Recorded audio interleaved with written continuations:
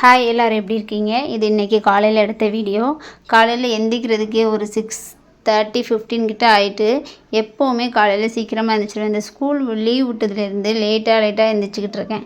இதே மும்பையில் இருக்கும்போது 10 மணி வரைக்கும் தூங்கினாலும் கேட்குறதுக்கு ஆள் கிடையாது. ஏன்னா ஆஃப்டர்நூன் தான் பசங்களுக்கு ஸ்கூலாக. காலையில் நம்ம ஃப்ளாட்டில் வேறு இருந்ததுனால யாருமே நம்மளை எழுப்பவும் மாட்டாங்க. ஆனால் இங்கெல்லாம் அப்படி கிடையாது. கிராமத்தில் இருக்கிறதுனால ஒரு 10 நிமிஷம் லேட் ஆகிட்டாலும் சரி, ஏன் பிரியாணி எந்திக்கலை அப்படின்னு ஃபோன் வரும், இல்லைன்னா கதவை தட்டுவாங்க. அப்படி பாசக்காரங்களாக இருப்பாங்க. அப்படியே லட்சுமியை அவுத்து நம்ம வீட்டுக்கு மேல் புறம் வந்து புல்லாக இருக்குமா, அங்கே போய் கட்டிட்டு வந்துடுவேன். ஒரு காலையில் 10 மணிக்கு மேலே போய் அவுத்துட்டு வருவேன். புளி குழம்புலாம் வச்சுட்டு கிச்சனை கொஞ்சம் க்ளீன் பண்ணி விட்டுட்டேன். ஏன்னா இன்றைக்கி சீக்கிரமே வச்சாச்சு. அப்பா வந்து வேலைக்கு போகணும், அதனால். அப்புறம் பாத்திரம் எல்லாம் கழுவி முடிச்சுட்டு கிச்சன் க்ளீன் பண்ணி முடிச்சு பார்த்தா ஒரு குரல் அம்மானு.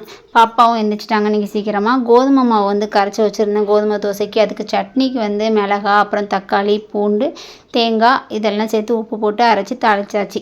கோதுமை மாவு தோசைக்கு வந்து 1 மணி நேரத்துக்கு முன்னாடியே கரைச்சி வச்சோம்னா தோசை வந்து அந்த சப்பாத்தி மாதிரி கிடைக்கும். கண்டிப்பாக ட்ரை பண்ணி பாருங்கள்.